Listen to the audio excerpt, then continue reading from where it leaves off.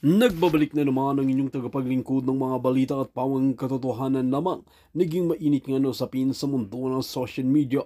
Talaga naman na hindi na nga makakawala itong sikuting ng norte na ito dahil guilty nga ito sa sinampang kaso sa kanya ng Korte Suprema. Ngayon nga ay hindi napapakawalan dahil nga sa kanyang ginawang kabalbalan sa bansa natin ay talagang napatunayan na ito at maraming ebidensya at mga pruweba.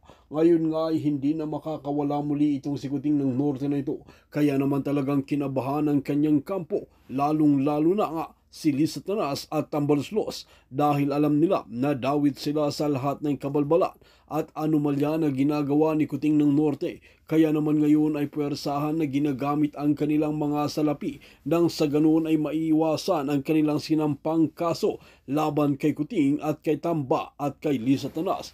Ngayon nga ay maraming netizen ang nagsasabi na dapat imbestigahan talaga itong si Kuting ng Norte at parusahan dahil hindi na makatarungan ang kanyang ginagawa. Ngayon nga ay maraming nag-aabang na netizen na dadamputin na nga itong si Kuting ng Norte na ito dahil hindi na makatarungan ang kanyang ginagawa. Ang mga otoridad ay handa ng damputin si Kuting ng Norte nang sa ganoon ay hindi na makawala at hindi pa makakatakas at hindi na makakatago muli at hindi gagamit ng pera. Well mga kaibigan, mga para nga sa karagdagang impormasyon, panoorin nga natin ang buong video. At kung bago ka pa lamang sa akin channel, huwag kalimutan i-click ang subscribe button at notification bell para lagi kang updated sa ating mga bagong video. At para sa solid viewers natin dyan, maraming salamat sa walang sawang pagsuporta. Correct. Joy, unang-una bilang author ng Universal Healthcare hanggang 4 na beses kada linggo ng dialysis dapat libre. So hindi ka dapat nagbabayad ng 5,000. Baka ang sinasabi nila yung budget para sa mga yung reusable, no? Meron kasing reusable, pero yung dialysis itself dapat libre yan hanggang 4 na beses isang linggo. Kaya kung pinasaya ang batas na yan, kasi yung nanay ko na ubos, na limas ang kanyang ipon dahil sa dialysis, no? At ang sabi ko nga, kung ang nanay ko na may kaya naman na ubus ang pera dahil sa dialysis, lalo na siguro yung ordinaryo mga mamamayan. So pakitanong doon sa dialysis center, bakit ka pa naniningil? Para saan yan? Dahil hanggang 4 na beses kada linggo, libre ang dialysis.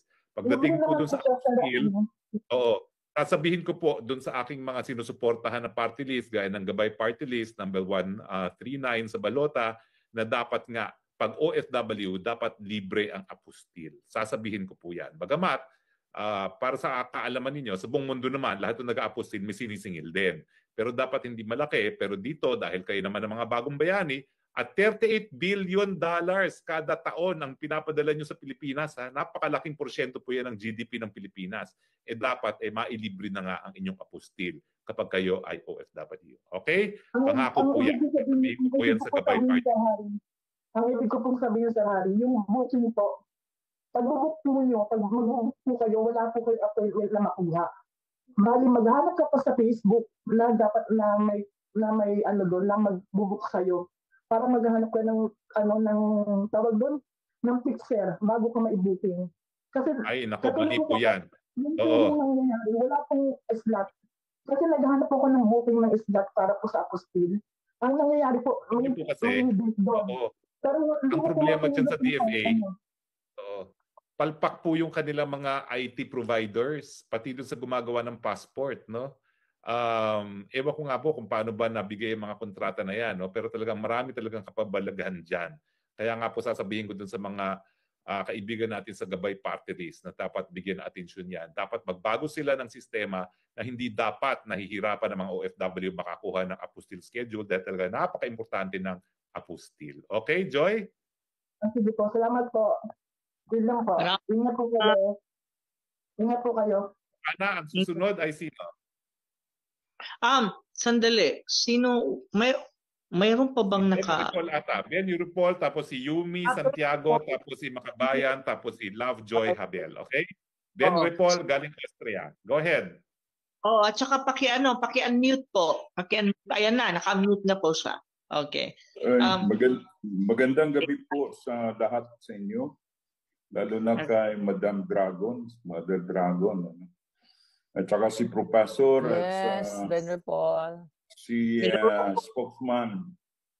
Yung nakausap ko yung consulate last, I think it was yesterday, about yung online voting namin. So, hindi na pala pwedeng magkaroon ng poll watchers sa online voting dahil diretso na sa COMELEC. So, sabi ko nga sa consulate, you can read between the lines kung ano ang mangyari. Alam na namin kung ano ang mangyari. Bakit nagkaroon kayo ng policy ng online voting without consultations? Kasi mayroon naman, pwede naman gawing hybrid.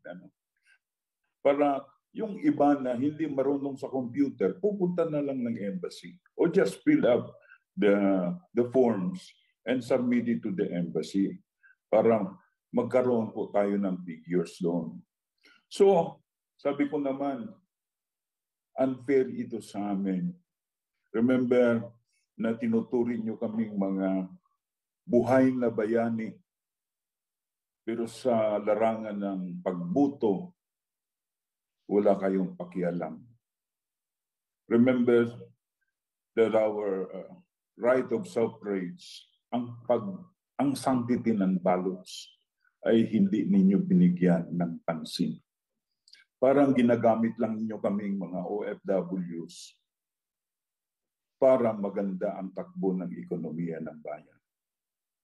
At sa totoo, 38 billion ang inyong 38 billion, billion dollars. Billion. O, biro mo niyan, 38 billion. Kung wala kami, wala na, matagal nang patay ang economy ng Pilipinas. Matagal nang namudmod ang economy ng Pilipinas. Kaya hanggang ngayon, wala kaming boses, hanggang boto lang kami, hanggang padala na lang kami. Minsan dyan sa airport, binabara pa kami. Dahil yung iba sa amin walang OEC, yung overseas contract employment certificate. Yung galing France, binabara dyan. Kahit mayroon silang visa sa France. Dahil wala silang contract of employment, binabara sila, ina-upload sila sa aeroplano. Ang sama naman doon. Ilang beses akong tumawag kay Kakdak, kay Secretary Kakdak, na pagbigyan naman ninyo. Pero sabi niya, gawa yan ng immigration din. So paano yan? Nagbibigay kami ng pera. Hindi yan pinupulot namin dito sa ibang bansa. Pinaghirapan niya. Alam ni Spokes Hari yung buhay namin dahil nagkita-kita kami dito. Yes. Lamig. Dalawa, tatlo ang trabaho ng mga taga-Austria. Walang tigil ang trabaho. Mas lalo na sa Italy. Kasi I was around in Europe. Nabisitahan ko po ang iba-ibang bansa dito sa Europa. Lalo na sa Israel. Sa isang bahay, ilang tao ang nakatira doon. Pati kusina nila naging sala. Pati kwarto nila nagiging, triple deck. Double deck lang sa atin, sa kanila triple deck. At saka kurtina lang ang pagitan. Hirap po ang buhay ng OFW. Sana pakinggan din ng ating mga opisyal, lalo na yung nag-craft ng laws. Sir Harib, pag successful yung gabay, paki-propose ng batas na babaguhin po natin yan. Babaguhin natin yung batas ng tawag dyan? Automated voting ng OFWs, no? Dapat gawing hybrid yan. Ako nga ang eleksyon sa Pilipinas hindi nga dapat automated lahat, dapat hybrid. Talaga dapat mano-manong bilang ng masigurado na tama ang public counting. Karapatan natin yan, secret voting and public counting. Tapos ang i-automate yung canvassing. So dapat yung mga ganun. OFWs na kung sila'y makakaboto sa embassy, hayaan silang bumoto. Dahil dati-rati may mga bumoboto talaga sa embassy rin, no? Natatakot ako na manalo na naman si Lito Lapid, si Bong Revilla. Oo. Si Manny Pacquiao. Anong klaseng mga Kaya officials yan? Oo. Yan ba ang imahin ng mga mambabatas na Pilipino? Yan ba ang ipagyabang natin sa buong mundo? Mula po na naging presidente si Marcos, bumaba po ang tingin ng tao sa amin dito sa labas. Because President Marcos is a disgrace to OFWs. Wala, hindi grasya, kundi disgrace. Na disgrasya kami. It's not a blessing actually. So, yun lang po ang maipamahagi ko sa inyo about the online voting. Kasi alam na natin kung ano ang mangyari. At bakit nila ginagawa to without consultation, proper consultation from OFW community dahil gusto rin nilang manalo. Biro mo, more than 10 million kaming migrant Filipinos. 14 po yan, 14 million. 14 na, 14, oo. Paano yan pagboboto yung 5 million? Malaking bagay na po yan. Kung i-rig nila ang results ng election. Kaya nga sabi ko sa mga panawagan ko sa aming tropa sa Maisog, ang boses nyo ay boses ng pamilya. Ang ayuda nyo, ang totoong ayuda ng pamilya. Kayo po, because the battleground in this election is not outside the Philippines, but inside. Kaya ano ba? We expect na kung ano ang sinasabi namin, yun din ang gagawin niyo. Sana nga. Maraming salamat po, Professor Ana at saka Mother Dragon at saka Spokes. Have a blessed Sunday to all. Maraming salamat. Ben pala, Ben. At maraming salamat sa iyong paninilbihan sa Maisog. No? Kinakailangan lahat talaga tayo maisog mga panahon ng maraming pagsubok sa ating bayan. Saludo kami sa iyo, Maisog na Ben Repol. Okay. Maraming Prof. salamat. Ana, kita susunod? Ang susunod po natin ay... Sino na ba ang susunod? Wait lang ha. Ang susunod natin si Yumi Santiago. Please unmute Your po. Honor. Yumi Santiago, Your Honor, the floor is yours. You're recognized. Yes, ma'am. Go ahead. Assalamualaikum to everybody. Hello po. Oo, malam salam. Anong sagot doon sa bati mo? Walaikum salam. Walaikum salam. Walaikum salam. Good evening to everybody, pati na rin sa ating mga kapatid sa ibang relihiyon. Yun. Ang question ko lang po, attorney, pag po ba nasa posisyon na sa Senado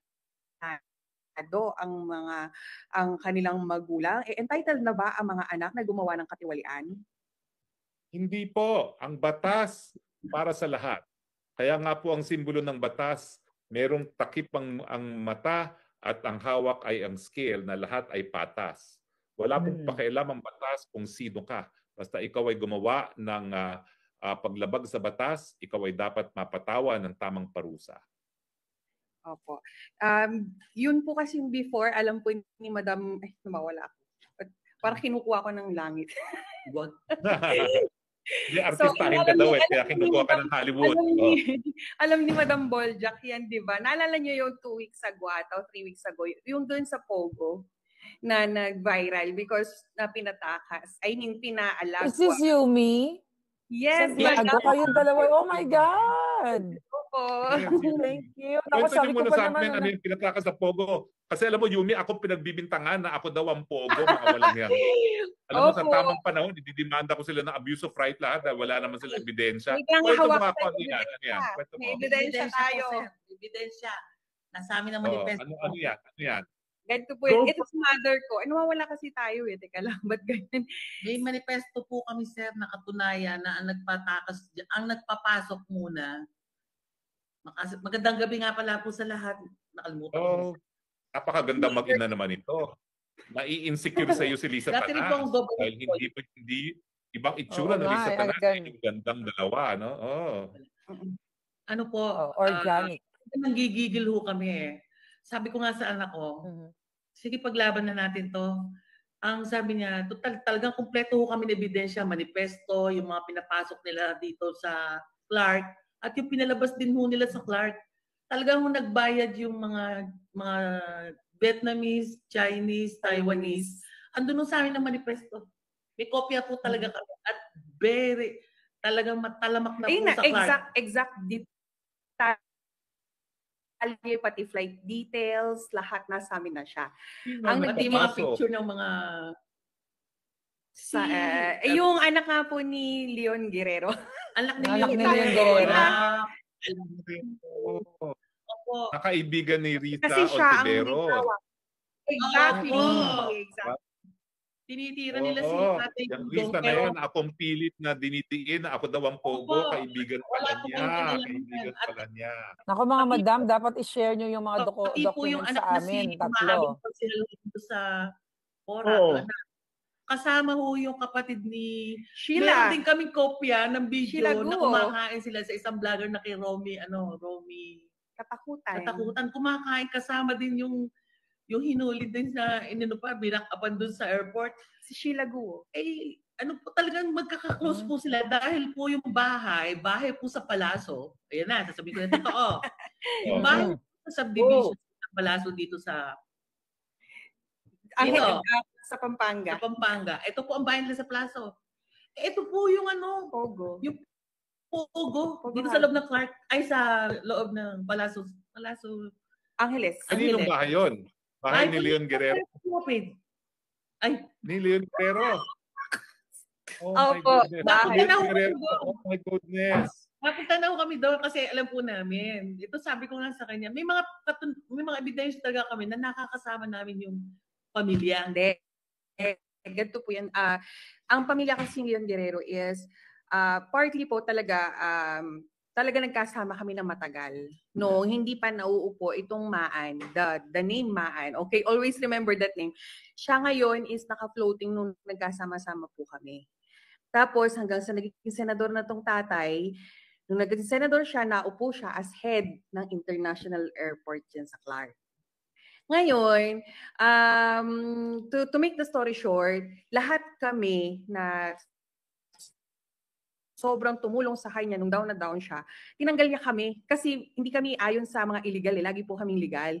Yung pala, meron siyang, nalaman na lang namin itong 2024 na din. Nalaman na namin lahat-lahat ng kanyang katiwalian mula nung naupo siya ng 2020.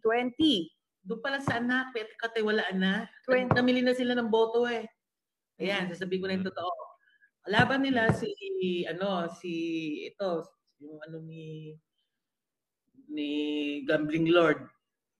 ng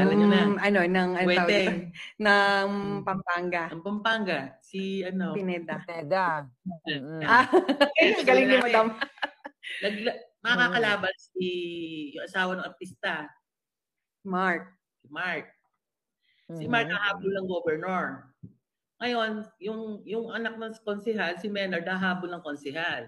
So, mabigat ang laban. Ngayon, si Leon Guerrero, hahabol din ho. Sabay-sabay silang hahabol nun eh. Naglabas ng, I think, 74 million. 74 million. Vote buying. Sumubo na sila. Ligwak ang Mark. Lumitaw yung si Leon Guerrero at saka itong Menard. Hanggang sa gumanda na yung mga karir nila. Nakakalimutan na nila lahat kami. Okay lang ho yun. Masama ang loob ko kasi nung time mo na yun, nang nangingi sila sa akin ng tulong, ang sabi nila, maupo lang sila. Gawin daw lahat ng pagdadasal ko, maupo sila, okay. Nanghuhula kasi siya. Nanghuhula. Ipapasok ko itong mga anak ko sa loob ng airport sa BI. Ako kasi nagsabi sa kanya, Sir, hahabol ka ng senator. Ang sagot niya sa akin ng asawa, ipapuputol ko ang daliri ko, hindi yan nahabol. Mark my word, pupunta po sa inyo dalawang politiko. Sino daw? Si Villar, kumpare nila si Villar at saka si Tito Soto. Nakikita ko yung sa vision ko. Sabi ko, tandaan nyo, lalabas yan. Pang ilan daw? Sabi ko, 6 na 7. Hindi sila nawala. Eto na, nagsihabol na. Ako din nagsabi sa kanila, matatalo yan. si Mark. Itong lalaki, sige. Lahat naman ng sinabi ko po, nangyari na po lahat. Hanggang sa kung sino-sino ng mga politiko nagsipagkula sa akin. Di isang din salita. Talagang nagpagabay po sila sa akin. Nagpagabay talagang araw-gabi. Nandun ako sa bahay nila yan, mansion nila. Lahat po yun, napuntahan ko yung lahat ng properties. Talaga naman mayaman sila. Mayaman talaga po sila. Marami silang properties. Ngayon, ang nangyari po, itong anak na Tibo, itong Si Maan. na pwesto, nakikius ko na paano gagawin ko. Yung tatay mo akong gagawa ng paraan dyan. May kaibigan mga Chinese na something. Sinulatan nila yun. Ayun. May mga Chinese sa mga commission eh.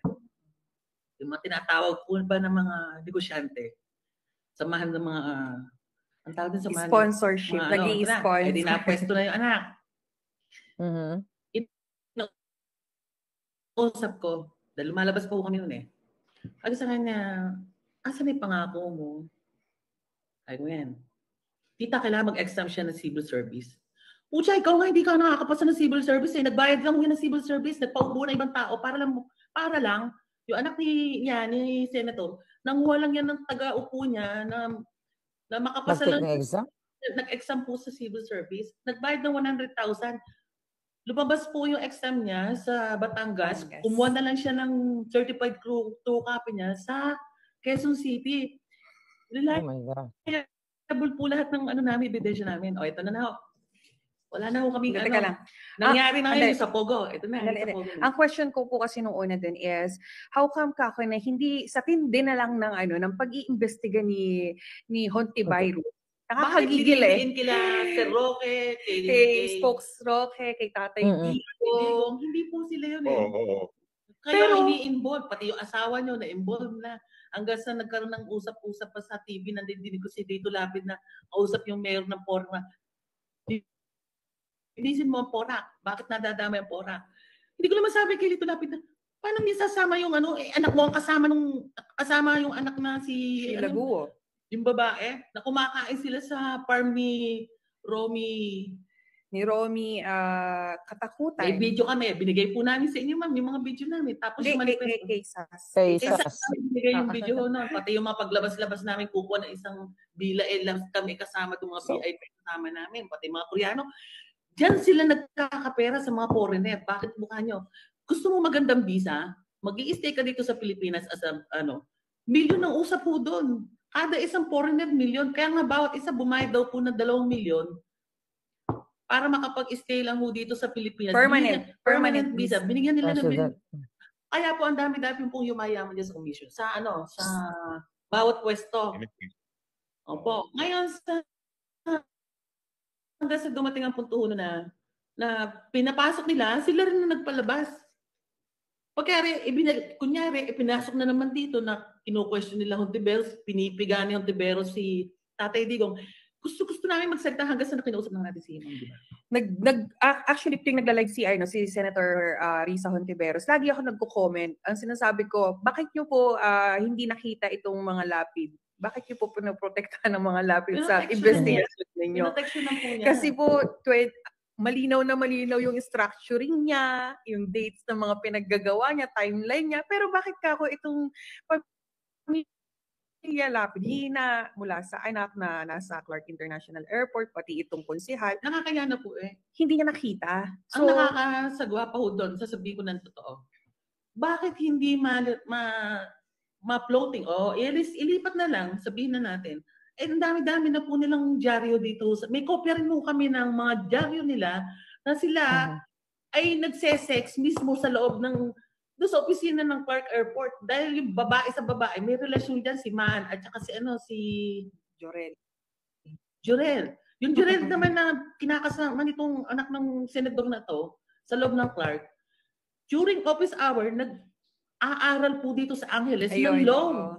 Kaya lahat ng katartaduhan ng mga anak nitong si Senator Lapid, sasabihin ko na totoo, si Senator Lapid, bakit hinahayaan ng commissioner ng BI na yung staff nila nagkakangkangan dun sa airport, nadyadyaryo na ng paulit-ulit? May CCTV kasi. May CCTV kasi, madam. At saka mismong mga kasamahan nila sa BI, ang nagko-comment ho din sa amin, nagsasabi na ho ng mga information sa amin.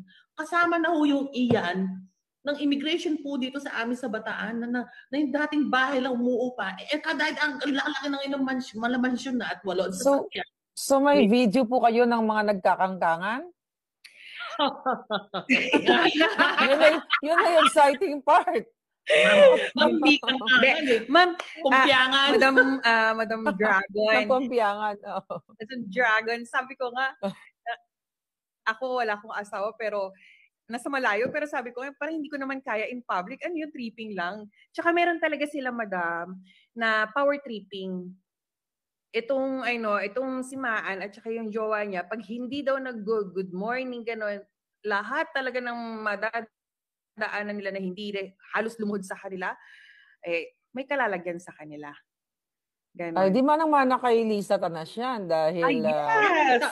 Kaya, madam... Kay General ata yun. Ito na. Hindi, teka lang. General.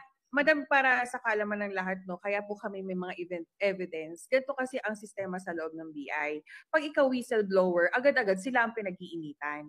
Sila ang mawawala. Kaya ang ginawa nila, nung nagkaroon na ng chance na magka-connect po kami, ang pakiusap nila talaga is, wag silang ipakilala o wag na lang sabihin ng name nila, pero ibibigay nila lahat ng detalye at ebidensya sa atin. Ang sabi ko naman sa kanila, which sinabi ko din kay Attorney Panelo yun, sabi kasi ni Attorney Panelo, wala kang right para mag-file ng demanda sa korte kasi hindi ka naman BI. Dapat sila talaga ang gagawa ng reklamo. Kung gusto silang ma-background checking, lahat-lahat, yung mga ganyan, mga documentations for legalities. Kaya lang, sabi ko nga, kung ako lagi lang ako kukuda, puro threat na po ang buhay namin eh. Wala pong iniwan. Yun nga ang gusto kong malaman eh. Ito, musta na yung safety wala niya. pong yung iniwan sa ginawa natin ni Senator Hunti Luka-Luka. Yung tungkol sa pastillas. Di ba siya naglabas ng init niya, gano'n? O bigla na lang siya natapanan, nawala na si pastillas. Ito rin po yun yung pangalawa. Nung nilabas naman yung tungkol dito sa Pogo, nanahimik na lang, bigla na lang, pinatakas na po, nagbayad po. Kaya nga po, bawat empleyado na nagdaan sa kanilang papel, 20,000 kada isang passport. Sumama ang loob yung pinagbibigyan ng 20,000 kasi ang natanggap nila, 2 milyon bawat isa. So, dapat makuha namin yan, yung documents, no? Lalo na kay Spokes Harry para ma-check natin kung baka sinong pwede mag-file ng case or kung anong mga pwede nating gawin. Kasi tama kayo, no, ma'am, na hindi lang tayo dapat nasa social media. So, kailangan gawa natin ng action. Katulad ng ginagawa ngayon ng mga vloggers. Ginagawa nila Attorney Vic, di ba? Tungkol dun sa mga issue, mga napag-usapan na natin. So, ang tatapang nyo, saan ba kayo nagmana? Ang tatapang nyo po at saka we're happy na may mga... ang nakakatawa nga po kasi nito. Yung mga kaibigan po namin sa BI, ma'am, ang sabi po nila, bakit walang action? Yun. Kahit na daw anong salita namin na ganun. Natural ka kung social media, nakikialam pa yung press, yung mga TV. Halimbawa, hindi ko nasasabihin ko anong network sa TV. Tataba na ng ibang balita na naman. Nababayaran pa kayo May nag-offer, may nag-invite ba sa inyo na ma-interview po kayo ng mainstream? Na manahimik. May nag-offer po sa kanya dati. Ang sagot ko naman sa kanya, nasa tamang daan tayo. Andito na tayo Kasi ang nag-offer para patahimikin kayo? Opo, at may nagsabi rin po sa amin, si Maa nagsalita na ididemanda daw anak ko. Ako po. Ididemanda daw anak ko at kakasuhan siya. Sabi ko, ni kakaso? Siya itong immorality. Unang-una, during office hour, itong siya, yun na nga. May pumupompiang. At saka may mga ebidensya kayong hawak. Pa? At saka may mga ebidensya kayong hawak. Well, tama po kayo. Pag nasa katotohanan talaga tayo, kailangan nating labanan. Pero nakikita ko naman na pareho naman tayo ng kartada ng tapang dito no. Sa kami dito ay talaga namang dalawa kami ni Spokes Harry, lahat pati si Prof. Ana. So talagang hinahunting kami or pinaharas kami dahil sa mga expose namin o yung mga binabanggit namin mga katotohanan para malaman na ng taong bayan At sa inyo, hindi rin biro dahil ngayon nandyan kayo sa Pilipinas at may mga death threat po ba kayo? Meron po. Meron po. Opo. Yung isa po, kakampi ni Senator Risa Hontiveros kasi pinost ko sa Facebook. Sino ka akong nakakakilala dito? Ang ginawa nila, tinag nila mismo yung tao.